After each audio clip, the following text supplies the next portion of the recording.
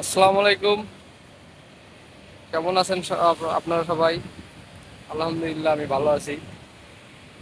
তো মূলত আমি একটা ইন্ডাস্ট্রিতে মেনটেনেন্সের কাজ করি। মূলত আমার কাজ ইলেকট্রিশিয়ান, যাবতীয় এসি কাজ এগুলা। তো আমি আজকে ভিডিওটা বানাইলাম আপনাদের জন্য।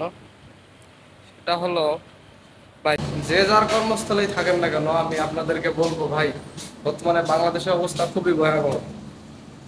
যেমন বর্তমানে বন্যায় যে বানভাসী মানুষ রয়েছে, তাদের অবস্থা আসলেই খুব আশঙ্কাজনক।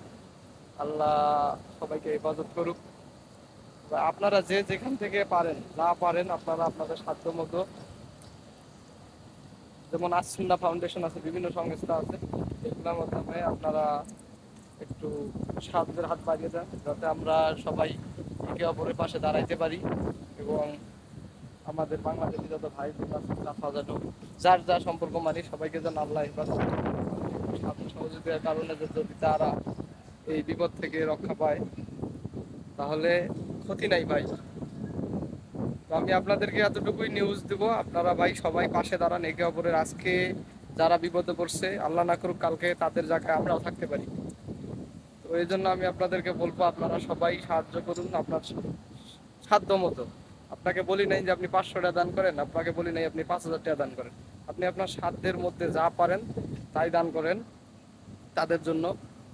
এবং এছাড়াও অনেকেই আপনার উদ্ধার কাজে গেছে, উদ্ধার কাজে যায় দেখা গেছে অনেকে পিকনিকের মতো অবস্থা, একটা পরিস্থিতি সৃষ্টি হয়েছে। ধরেন যে এক জায়গায় উদ্ধার করতে যাবে 10 জন, 10 জন লোক উদ্ধার করতে যাবে, একটা বোটের ক্যাপাসিটি 15 জন।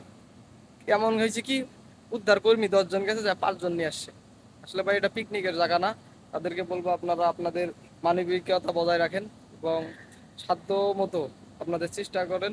ইনশাল্লাহ আল্লাহ আমাদের সহায় হবেন। তো ধন্যবাদ সবাইকে। আসসালামু আলাইকুম।